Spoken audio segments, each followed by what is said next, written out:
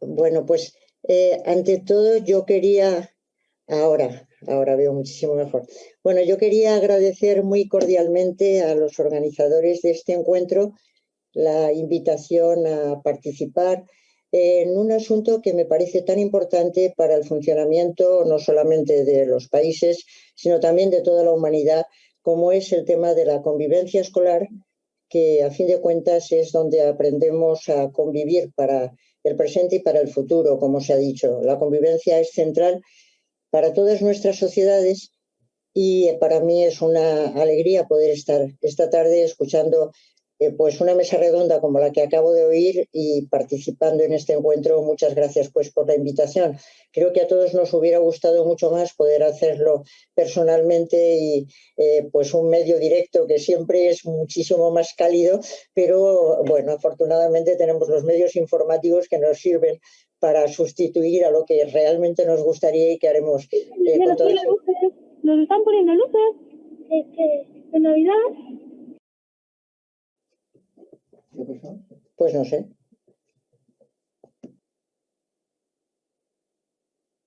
Puede seguir, no sabemos lo que ha pasado.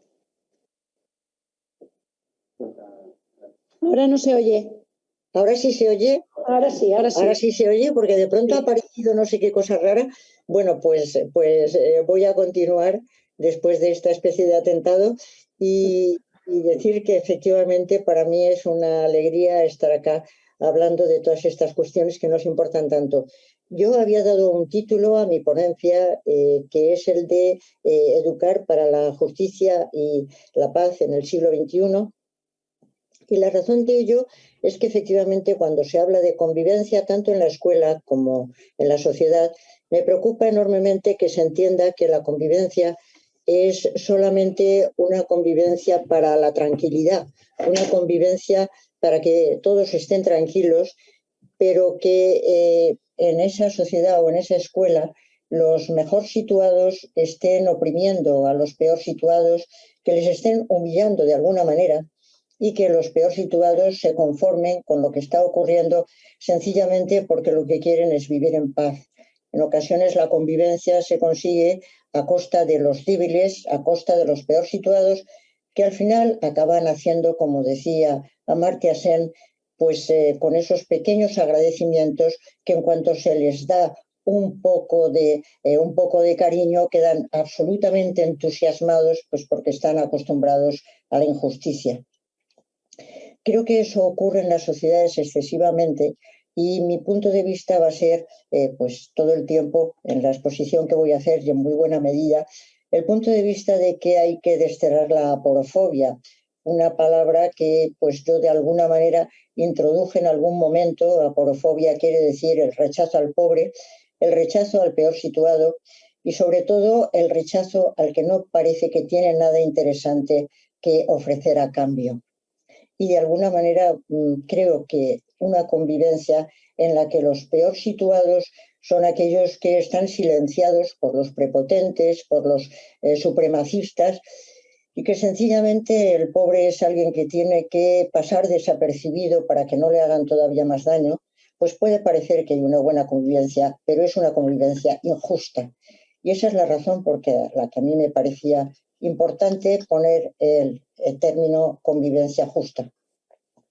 Al final de mi exposición volveré a esta palabra porque creo que se está hablando, y me parece perfectamente bien, se está hablando de aporofobia, de xenofobia, de racismo, de misoginia, y es cierto, pero todas esas fobias frente al diverso están, creo yo, traspasadas por esa fobia o desprecio al peor situado. El peor situado, sea en la etnia que sea, en el sexo que sea, el peor situado es siempre el que es rechazado y por eso yo creo que más sufrimos de aporofobia que de xenofobia. Y creo que la convivencia injusta es aquella en la que el peor situado calla, consiente y no dice nada sencillamente porque se adapta a lo que ocurre. En ese sentido, yo voy a tomar como punto de partida para la exposición que voy a hacer a continuación Uno de los rótulos que se ha tomado también para estos congresos, para estos encuentros, que es el de que la educación nos hace ser. Y voy a dividir mi pequeña exposición en tres partes. La primera referida a la educación nos hace ser, la segunda referida a en qué consiste la actividad educativa y la tercera, cuáles creo que son los ejes de la educación para conseguir una convivencia justa. En primer lugar, la educación nos hace ser, pero yo me referiría fundamentalmente a una expresión que utiliza Immanuel Kant en su Tratado de Pedagogía, cuando dice esa maravillosa afirmación: la persona lo es por la educación, es lo que la educación le hace ser. Y a continuación dice que existen dos grandes problemas en un país: el problema de la educación y el problema del gobierno. Y él entiende que de esos dos problemas el más difícil de resolver es el problema de la educación. ¿Y por qué lo es? Lo es porque tenemos que educar a los niños y las niñas para un mundo futuro, el cual desconocemos. No sabemos lo que va a ocurrir en ese mundo futuro, no sabemos el mundo que nos vamos a encontrar y, sin embargo, hemos de educar para ese mundo que desconocemos. Las decisiones que vamos a tomar en el terreno de la educación se mueven en condiciones de incertidumbre. Y si eso ocurría claramente en el caso del siglo XVIII, en el siglo en que Kant hablaba, ahora es ya verdaderamente impresionante, porque los cambios son sumamente acelerados. Los niños y niñas que se están educando ahora se van a encontrar un mundo que ahora mismo casi ni podemos presumir. No sabemos cómo va a decantarse la pandemia, por supuesto, que otras pandemias nos podemos encontrar, cómo va a evolucionar el mundo social, político y económico, cómo va a evolucionar, bueno, el clima será a más largo plazo, pero los cambios se van a producir de tal manera que cuando me encuentro con padres que están preocupados por la educación, dicen: ¿en qué voy a educar a mi hijo? Porque no sé qué empleos va a haber, no sé qué trabajos va a haber, no sé qué va a ser lo fundamental en el momento en que mi hijo pueda empezar a hacer una vida distinta de la de estar en la escuela. Efectivamente, no sabemos qué es lo que nos vamos a encontrar y estamos o vamos a educar para un futuro que ahora mismo desconocemos. Por eso pensaba Kant que es muy difícil educar porque desconocemos el futuro. Yo creo que la respuesta, él la daba, es la de tratar de hacer madurar los mejores gérmenes que hay en la humanidad, y lo que proponía como mejores gérmenes era la construcción de una sociedad cosmopolita en la que todos estuvieran incluidos. Creo que el cosmopolitismo es un ideal que venimos manejando desde hace muchos siglos y que tiene la gran propuesta de no dejar a nadie excluido, que nuestro mundo sea como una gran ciudad en la que todos son incluidos y en la que todos son ciudadanos con iguales derechos que pueden mirarse directamente a los ojos. Ninguno tiene que bajar los ojos para pedir aquello que es su derecho, sino que le es reconocido porque es ciudadano del mundo. Yo también creo que el gran proyecto de nuestra humanidad tiene que ser el de una ciudadanía cosmopolita y creo que hay que educar para el cosmopolitismo. Y creo, igual que lo creía Kant, que el cosmopolitismo es la otra cara de la paz. ¿Cuándo se puede conseguir una sociedad en paz? Cuando efectivamente todos sean ciudadanos del mundo, tratados como iguales, sin ningún tipo de exclusión, porque entonces, como él comentaba, viviremos plenamente el principio de hospitalidad. Hablamos de la hospitalidad con los extranjeros, con los inmigrantes. Efectivamente no hay hospitalidad sino hostilidad, y sin embargo en un mundo cosmopolita la hospitalidad estaría ya practicada por sí misma, porque todos serían ciudadanos de ese mundo. Yo creo que es hacia ese mundo hacia el que hay que encaminarse y que educar hoy en día tiene que ser educar en el cosmopolitismo, pero no un cosmopolitismo abstracto que siempre está pensando en ese mundo abstracto que nadie sabemos casi lo que es, sino un cosmopolitismo que esté comprometido con el aquí y el ahora. Con el aquí y el ahora, pero siempre abiertos al mundo, jamás encerrados en nosotros mismos, jamás de una manera absolutamente endogámica, más bien abiertos al mundo, porque todos estos mundos de los que estamos hablando son nuestro mundo somos todos ciudadanos del mundo. En ese sentido, ¿por dónde deberíamos ir para construir ese futuro? Pues yo entiendo que con dos claves fundamentales. Lo que sí sabemos con respecto al futuro es que queremos respetar la dignidad humana y que la dignidad humana sea respetada de una manera igual en todos los seres humanos y cuidar de la naturaleza, porque la naturaleza es vulnerable. Creo que son dos lados fundamentales para construir esa sociedad cosmopolita que a mi juicio es un proyecto incluso ilusionante en el que todos podríamos embarcarnos. Y creo que esa es una tarea de la actividad educativa, del mundo educativo, y por eso paso a una segunda parte, que sería la educación como una actividad. En este punto, a mí me gusta recordar a un autor cuyos puntos de vista la verdad es que comparto poco, pero tiene una posición o una oferta muy interesante, y es la de decir que el mundo no se hace con leyes y con normas. El mundo se hace fundamentalmente con actividades. Se hace con actividades porque existe la actividad educativa, la actividad política, la actividad mediática, la actividad comercial, la actividad económica, la actividad... El mundo se hace de actividades y lo importante es ver en cada una de las actividades cuál es la meta que esa actividad persigue. Y él entiende, y yo también lo entiendo, que la actividad educativa, como todas las demás, tiene una meta, persigue un bien interno, que es la que le da sentido y legitimidad social.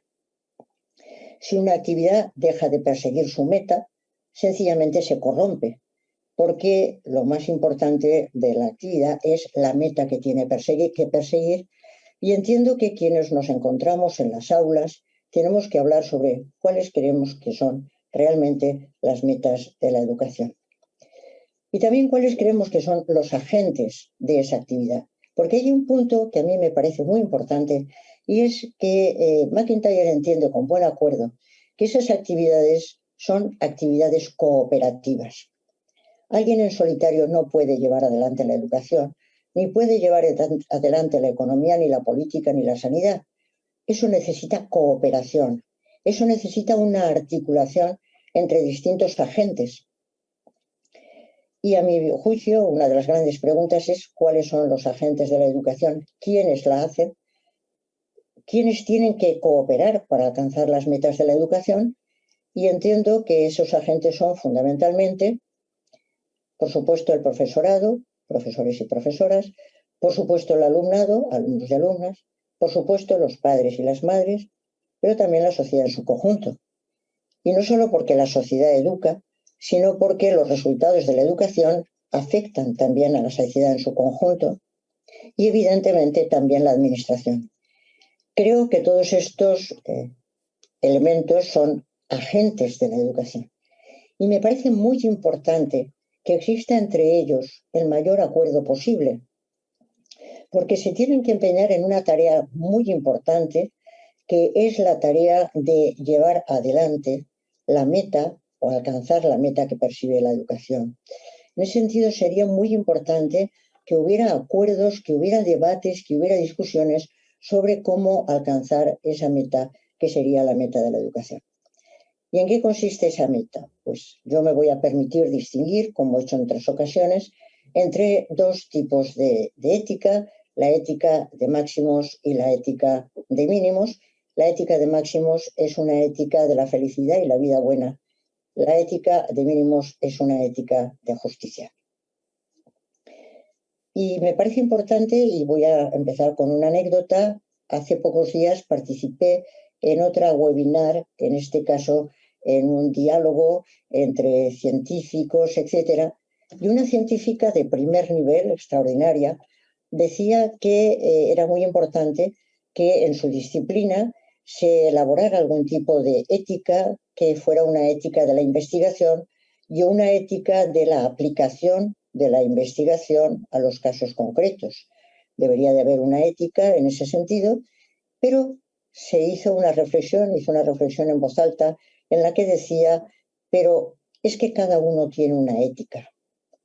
¿Qué ética sería la ética de la investigación? En ese caso era de bioquímica. qué sería la ética de la economía, qué sería la ética de la política, qué sería la ética de la educación, y su reflexión era: cada uno tiene una ética. Esa afirmación la he oído yo muchas veces, en clase, en la calle, cada uno tiene una ética. Me parece muy importante, en el terreno de la actividad educativa, tomar conciencia de que eso es verdad y no es verdad. Y por eso me parece importante distinguir entre la ética de vida feliz, la ética de vida buena, y lo que sería una ética de la justicia.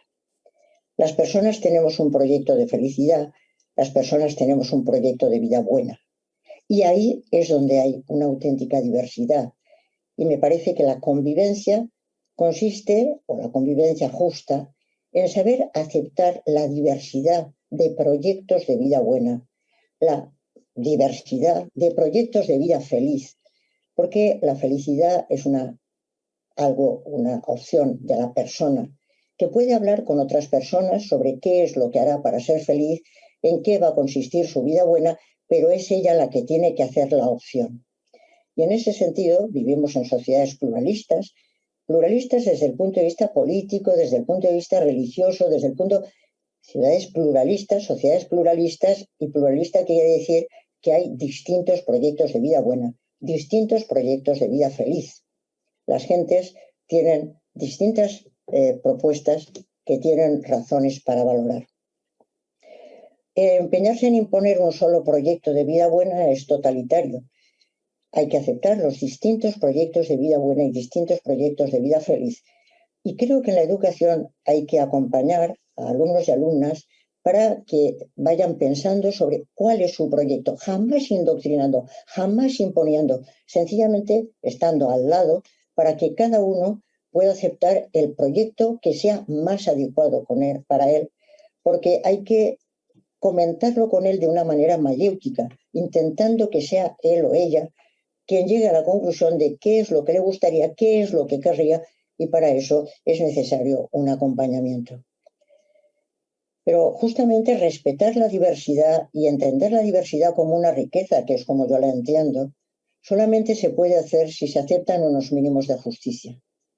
Porque la justicia sí que no es un terreno de consejo o de opción, sino que la justicia es muy exigente. Lo justo es algo que se exige, no es algo a lo que se invita. Y en ese sentido es en el que yo escribí hace muchos años un libro que se llamaba Ética Mínima, que lo que quería decir es que es fundamental descubrir cuáles son los mínimos de justicia en una sociedad, mínimos que todos podemos y debemos de compartir. Por debajo de los mínimos de justicia no se puede caer sin caer en inhumanidad. Y, por ejemplo, respetar las diferencias es una exigencia de un mínimo de justicia. Se estaba hablando en la excelente mesa anterior de que es un derecho de las personas que se respete, sus proyectos que se respeten, efectivamente, pero eso solamente lo haremos si entendemos como una exigencia de justicia que hemos de respetar la diversidad, hemos de respetar los distintos proyectos siempre que no atenten con los proyectos de los demás, siempre que no los pongan en cuestión. En ese sentido es en el que es necesario establecer unos mínimos de justicia que una sociedad pueda compartir. Y cuando mi amiga, la bioquímica, quiera hacer una ética de la bioquímica, de la investigación y la aplicación, no va a tener más remedio que hacerla desde esa ética mínima, que es una ética cívica, una ética de los ciudadanos, una ética de la ciudadanía, que es la que tiene que transmitirse a través de la educación. Porque a través de la educación lo que hay que transmitir para todos es una ética de la ciudadanía, una ética ciudadana que todos pueden y deben compartir y que por lo tanto tiene que ir siendo descubierta entre todos paulatinamente. Y yo creo que eso es una tarea de una sociedad entera, que después tiene que aplicar esa ética a las distintas esferas de la vida social, a la economía, a la política, a lo que se quiera, esa ética que todos comparten. Como he escuchado que antes has hecho la pregunta a una de las ponentes de qué pondrías tú en una ley, pues yo me anticipo y digo que efectivamente pondría una materia de ética cívica tal cual, que tendría que ser de alguna manera el alma de todo el currículum escolar, el alma de todo el centro educativo, porque a fin de cuentas la educación es de alguna manera una tarea ética, una tarea que trata de forjar el carácter, eso es lo que quiere decir ética, ethos, carácter, que trata de forjar el carácter y que trata de ir plasmando esos mínimos de justicia en diálogo con los profesores, con los alumnos, con los padres, con todos, ir trayendo a la luz esos mínimos de justicia. Y como me decía en una ocasión un profesor americano, un país demuestra que le parece que una materia es muy importante cuando la coloca en el currículum educativo. Y por eso me parece que sería importante que apareciera, lo he definido muchas veces y lo defiendo una vez más, como una asignatura, no de transversalidades que se diluyen después, como una asignatura en la que con los alumnos, con luz y taquígrafos, se habla de cuáles son los valores que creemos que merecen la pena transmitir, cuáles son aquellos valores en los que creemos y comentarlo con ellos, hablarlo con todas las posibilidades, con toda la deliberación y toda la claridad para que ellos decidan si les parecen buenos o no se lo parecen, porque creo que en una sociedad democrática como la nuestra, la clave es la autonomía.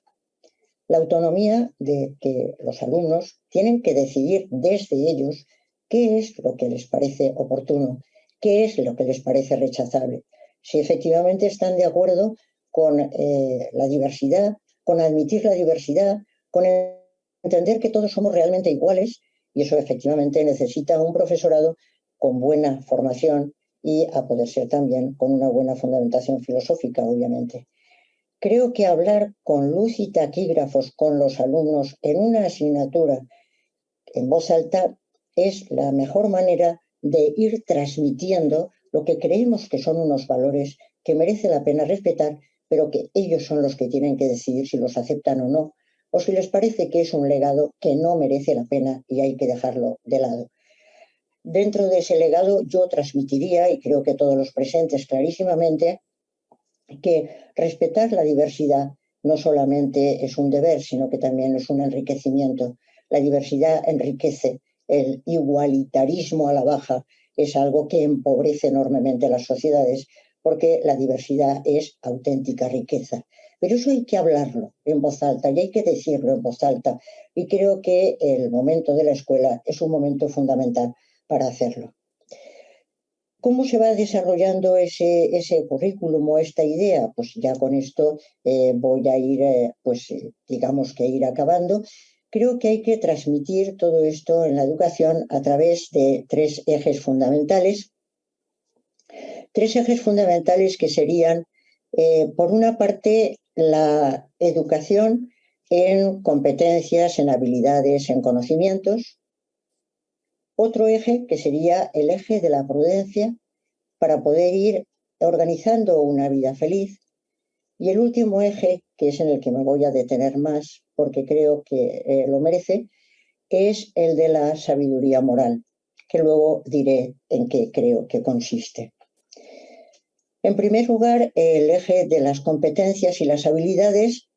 Sabemos que para construir el futuro hemos de dotar a alumnos y alumnas de una gran cantidad de conocimientos, habilidades y competencias para que lleven adelante los planes de vida que tengan razones para valorar.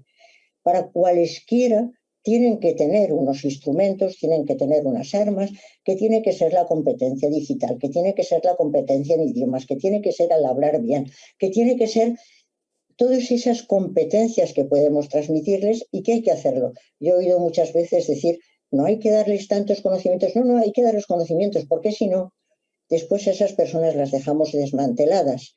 Y precisamente los más humildes son los que se quedan con una menor formación. Hay que hacer todo lo contrario, hay que darles competencias, y competencias que, como se decía antes, se puede pensar como valiosas para sí misma, pero que se pueden pensar también como valiosas para la sociedad en la que se vive. Una sociedad con más competencias, una sociedad con más conocimiento, es más difícilmente engañada y además tiene capacidad para pensar alternativas con una mucha mejor formación. Yo creo que Muhammad Yunus, que inventó todo el tema de los microcréditos, sabía muchísimo de economía, hay que dar formación, por supuesto que hay que darla. Pero también hay un segundo eje, que es el de educar para saber encontrar la propia felicidad, porque la acumulación de conocimientos y competencias no da la felicidad, sino que la da el saber con prudencia, saber con lucidez, discernir qué es realmente el plan de vida que uno quiere llevar adelante. Y en ese sentido hay una gran cantidad de consejos que podrían darse, pero ahí creo que lo más importante es acompañar y ayudar para llevar una vida feliz o para encontrar el propio proyecto de felicidad. El tercer eje que me parece fundamental es la sabiduría moral, que tiene dos lados, a mi juicio, y son clave: educar en la justicia y educar en la compasión. Educar en la justicia y educar en la compasión. Educar en el sentido de la justicia es una tarea fundamental para la escuela, porque si no tenemos sentido de la justicia, seguro que nuestra convivencia va a ser injusta. Seguro que nuestra convivencia va a ser injusta. El sentido de la justicia es el que se pone en pie de guerra cuando contempla las injusticias, cuando nos indignamos, cuando una persona es acosada. El acoso escolar es terrible, cuando vemos a un niño o una niña acosado sin saber por qué. El sentido de la injusticia en ese momento se eleva y dices, esto no puede ser, esto no debe de ser. Pues creo que educar el sentido de la justicia para que nos demos cuenta de que no puede ser la marginación de la mujer, pero no puede ser la marginación de los inmigrantes que en este momento están llenando Canarias, no puede ser ese sentido de la justicia por el que decimos, esto tiene que ser de otra manera porque no puede seguir siendo así. Pero creo que a la base del sentido de la justicia hay otro sentido.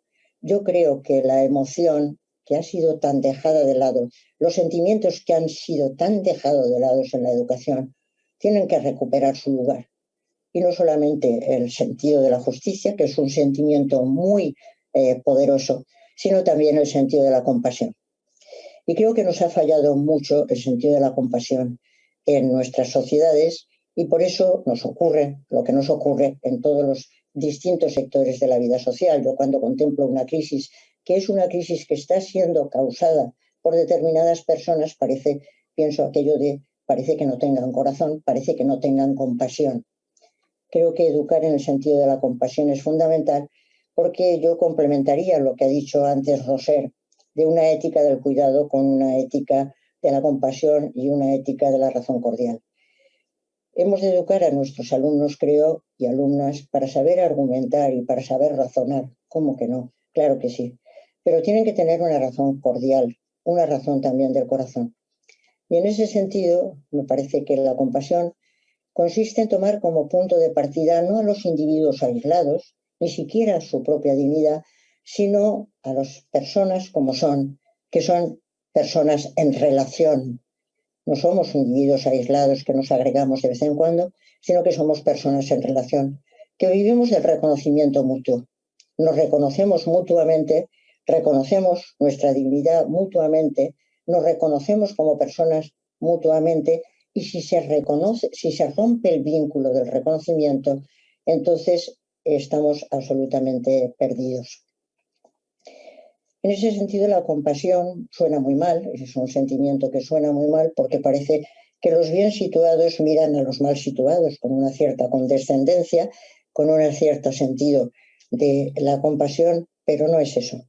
La compasión es la capacidad de ponerse en el lugar del otro, en la alegría y en la tristeza. La capacidad de sentir con el otro en la alegría y en la tristeza. Y en el caso de la alegría, tener esa magnanimidad de alegrarse con la alegría ajena. Yo creo que es muy bueno en las escuelas organizar fiestas para alegrarse de que a alguien le ha ocurrido algo estupendo, porque la compasión en la alegría, en este país nuestro, que es un país de bastante envidiosos, resulta muy difícil de celebrar la compasión en la alegría, no solamente darse cuenta de qué es lo que le ocurre al otro, sino celebrar sus triunfos y sus éxitos.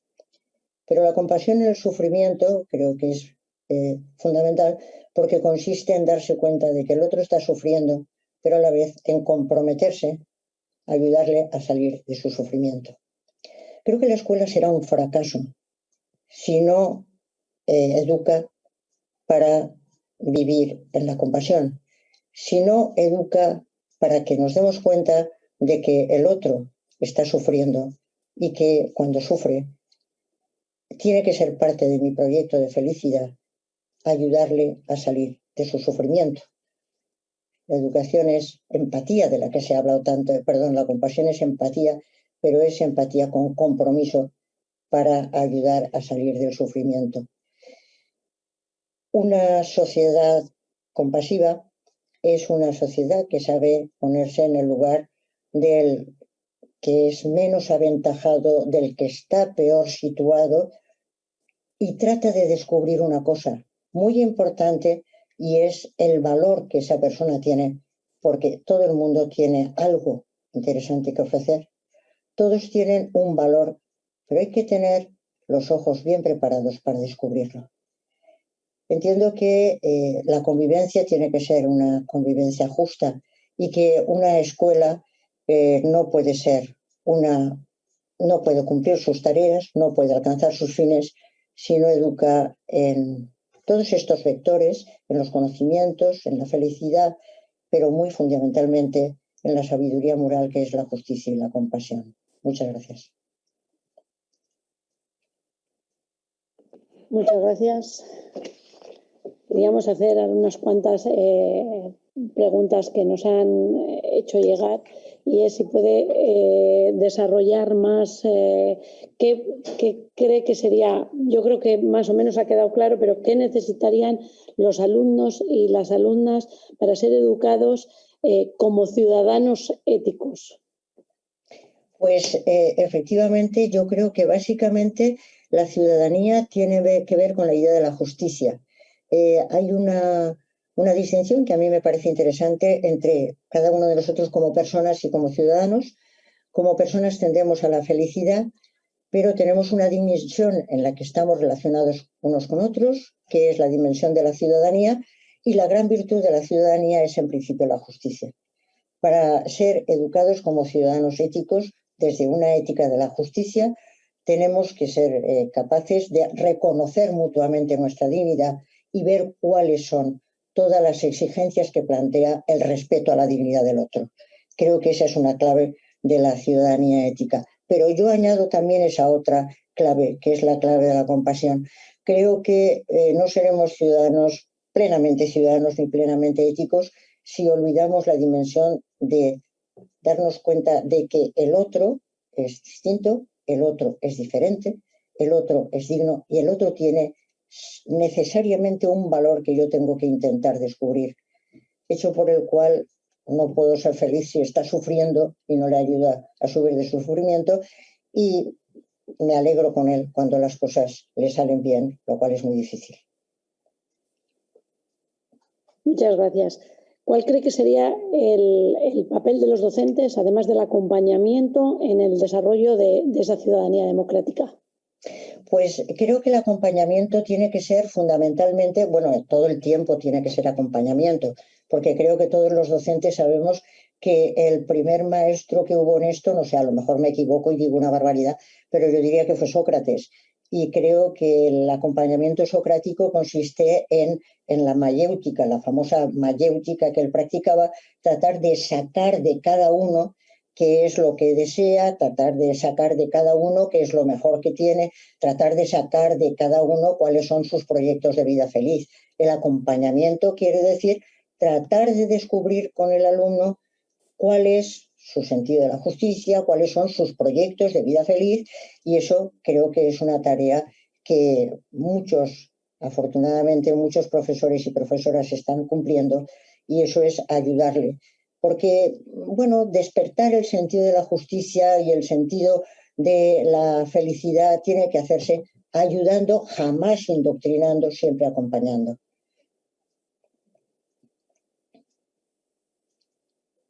¿Qué acciones cree que deben hacer los centros educativos para prevenir la porofobia?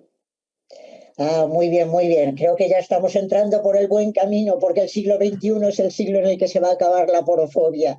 No es posible que las personas despreciemos a los que están mal situados. Eso es absolutamente impresentable ya en pleno siglo XXI, que tengamos esa tendencia a relegar a los que no nos pueden dar nada a cambio.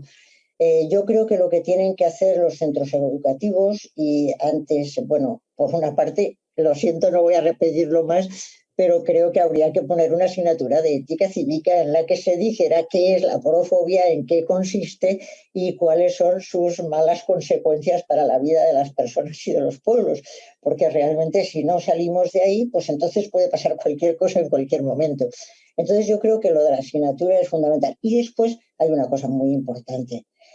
Aparte de charlas, aparte me parece interesantísimo lo de aprendizaje-servicio, me parece fundamental el darse cuenta todos estos lugares en los que hay auténticos inconvenientes, todo eso me parece central, pero luego hay una cosa que es indispensable y es el ejemplo. Claro, si los alumnos lo que ven es que los profesores practican la porofobia, es decir, que únicamente se juntan con aquellas personas que les pueden ofrecer algo interesante a cambio, que únicamente se juntan con los que les pueden dar reconocimientos y méritos y premios y dejan de lado a los que están peor situados, pues dirán que eso es lo que hay que hacer porque lo que más enseña es el ejemplo. Entonces es cuando se producirá aquella famosa esquizofrenia entre las declaraciones y las realizaciones, cuando vemos que los profesores dicen que no hay que ser aporófobos, que no hay que despreciar a los peor situados, pero ellos mismos y sus propios padres y sus madres están haciendo justo lo contrario, entonces el alumno entenderá que lo que hay que hacer es decir una cosa y hacer otra, que desgraciadamente es lo que pasa en todas nuestras sociedades y efectivamente así nos va. Creo que el ejemplo es fundamental y si el profesorado asume que la porofobia es impresentable y practica esa igualdad, ese reconocimiento recíproco, es la mejor enseñanza.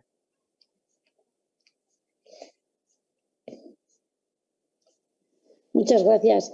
Me gustaría no solo intervenir yo y dar la voz a ciertas preguntas que nos han pasado, sino que las tres ponentes que nos han acompañado también en la mesa redonda de antes, si queréis hacer alguna pregunta concreta de la cortina, estaríamos encantados. Tenemos tiempo y podemos abrir un poquito más el debate entre todos.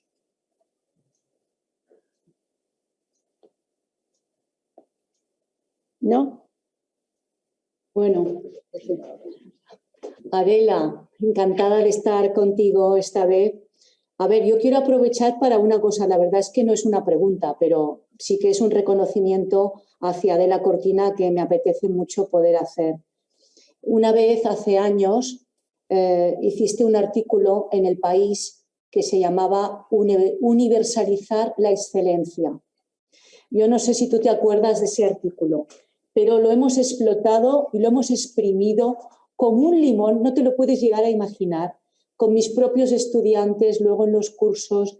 Ha sido fuente de inspiración, sobre todo esas frases tan luminosas que pusiste en tu artículo, como el que la finalidad de la educación debería ser formar ciudadanos y ciudadanas competentes para transformar el mundo. Ese artículo tuyo, Adela, ha sido la mejor aplicación de aquello que también te he oído decir alguna vez, que no hay nada más práctico que una buena teoría. O sea que muchas gracias, Adela. Muchas gracias, Roser, por la pregunta. Ya llevamos mucho tiempo trabajando de alguna manera juntas y efectivamente yo recuerdo aquel artículo que después lo he publicado en distintos libros porque la pregunta me parece enormemente pertinente. Se suele pensar que la excelencia es una propuesta de determinadas ideologías verdaderamente no muy recomendables.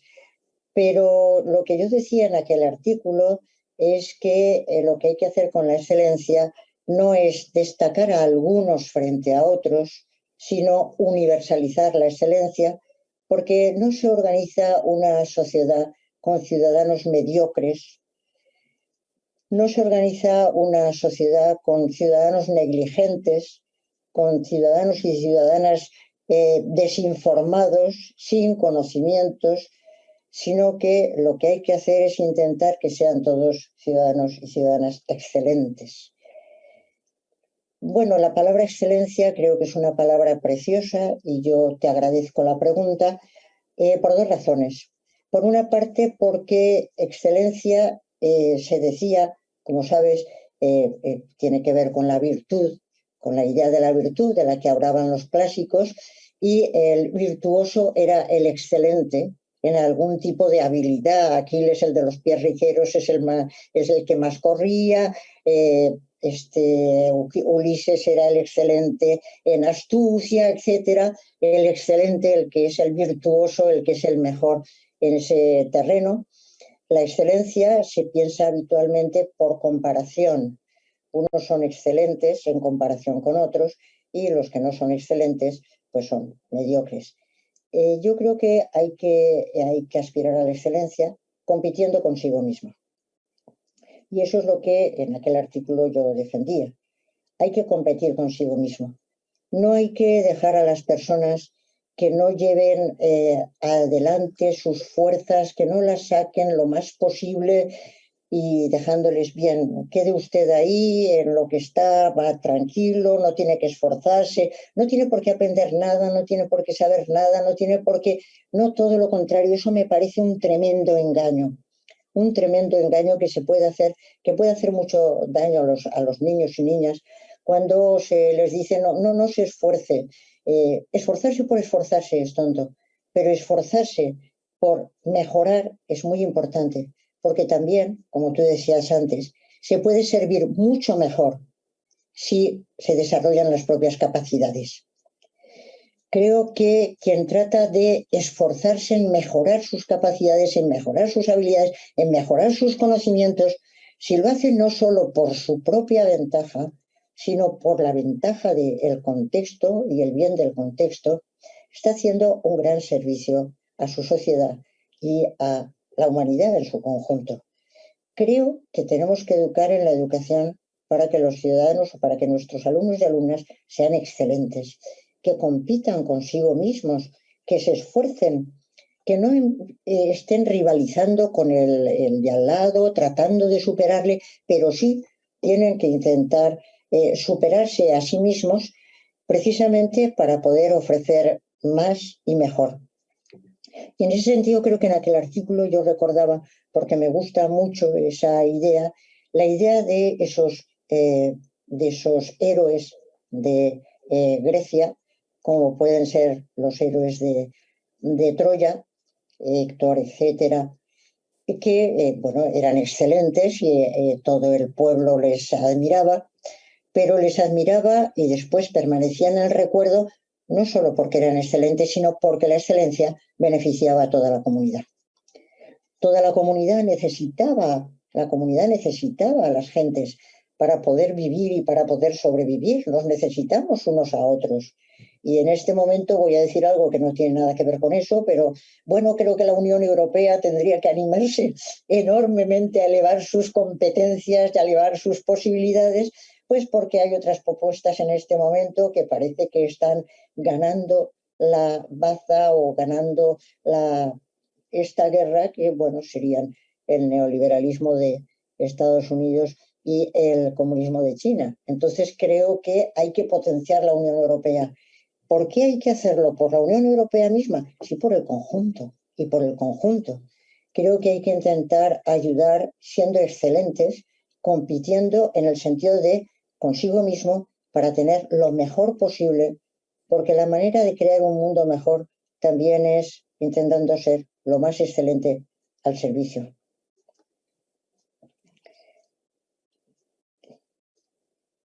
Carolina, tienes la palabra. Sí, muchas gracias. Bueno, muchísimas gracias, Adela, por tu presentación, porque la verdad es que siempre es inspiradoras tus palabras y nos hacen reflexionar conforme tú las vas desarrollando y realmente, bueno, pues yo creo que es un placer y que nos ayuda también a animarnos a seguir trabajando. Me gusta mucho lo que hablas de educar en la justicia, educar en la compasión, trabajar en la excelencia. pero es difícil educar a los niños en esas cosas cuando nuestro mundo, nuestra sociedad, como dices, pues no está por la excelencia ni por la compasión y seguramente poco por la justicia, ¿no? Y si los adultos somos el ejemplo de ellos, realmente tenemos que trabajar en formar a la gente en las universidades, en estos aspectos, en la formación continuada de profesionales de distintos sitios, o sea que tendríamos que incluir todos esos conceptos y esas formaciones éticas en muchos sitios, en la formación continuada de los profesionales de distintos tipos, en las universidades y bueno, no sé, los medios, los políticos, no sé cuál piensas que puede ser la estrategia para que esa idea de sociedad se extienda más. Muchas gracias. Carolina, muchas gracias por la pregunta. Yo a Carolina la conocí en su propio medio, en el que, bueno, disfruté muchísimo en aquella ocasión, con aquel encuentro que tuvimos con distintas gentes con el tema de la extranjería, etcétera. Y bueno, me ha encantado escucharte otra vez porque eres de las personas que está al pie del cañón y yo creo que con gente como tú es como tienen que funcionar las cosas y como las otras personas que estáis en la mesa en este momento. Vamos a ver, yo creo que lo importante de la educación no solamente es la formación de los niños y las niñas, etcétera, sino que una sociedad reflexiona sobre qué es aquello en lo que realmente cree cuando piensa en qué quiere educar.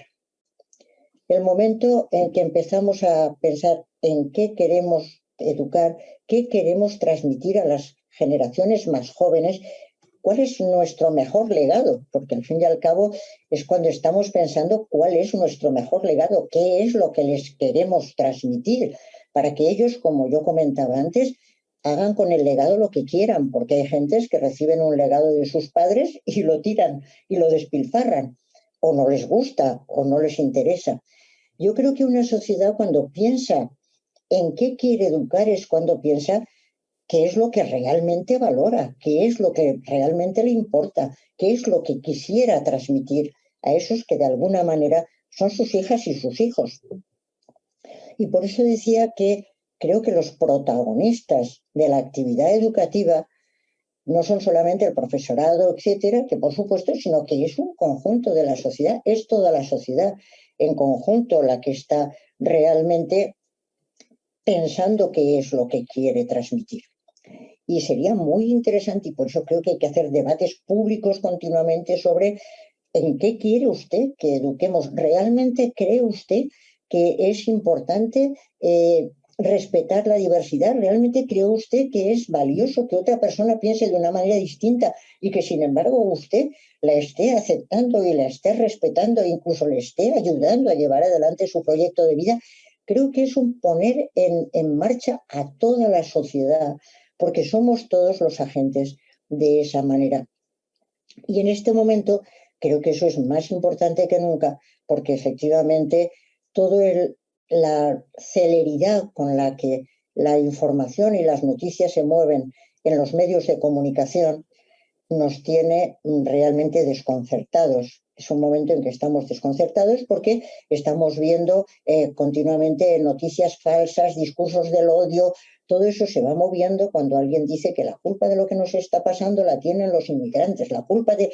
Lo estás leyendo, pero qué barbaridad, pero qué está diciendo esta gente, pero qué piensa. Eso es verdaderamente terrible.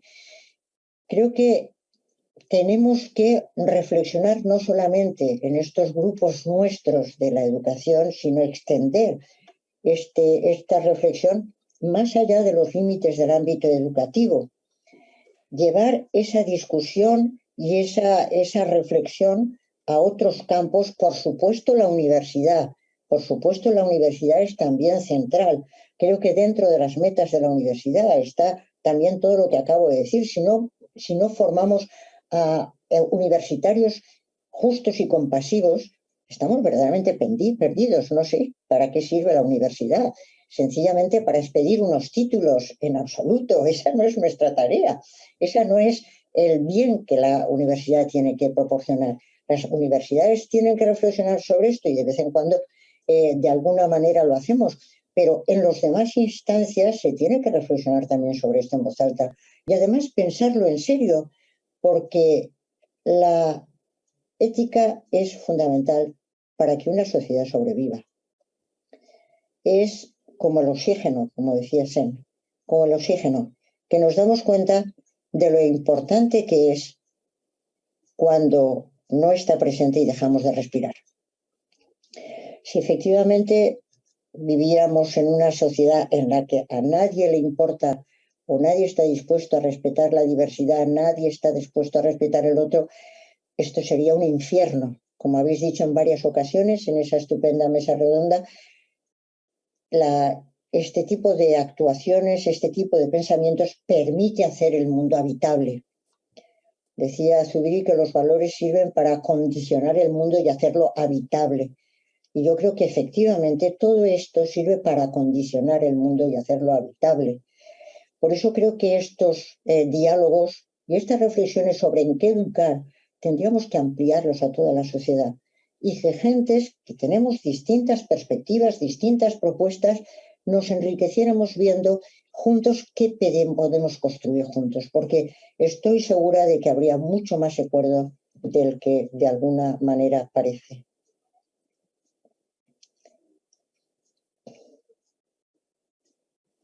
Marian, no te veo ahora mismo en pantalla, pero ¿quieres hacer alguna pregunta? No sé si está Marian ya. No, parece que no está. Me plantean una pregunta por el chat, es si se considera que la ética mínima sería equivalente a todo lo recogido en los derechos humanos. Pues no, la ética mínima, por supuesto, contiene los derechos humanos, pero va bastante más allá de ellos.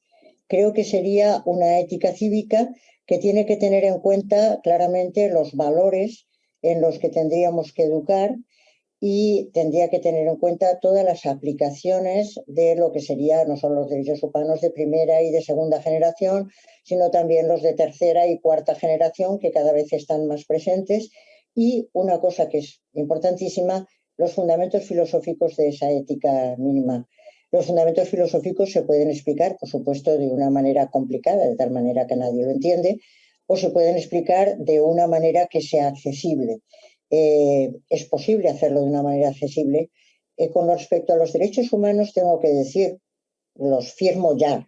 Es decir, que estoy absolutamente a favor de los derechos humanos. La fecha de la declaración es de las pocas que me sé, además de la de mi año de nacimiento.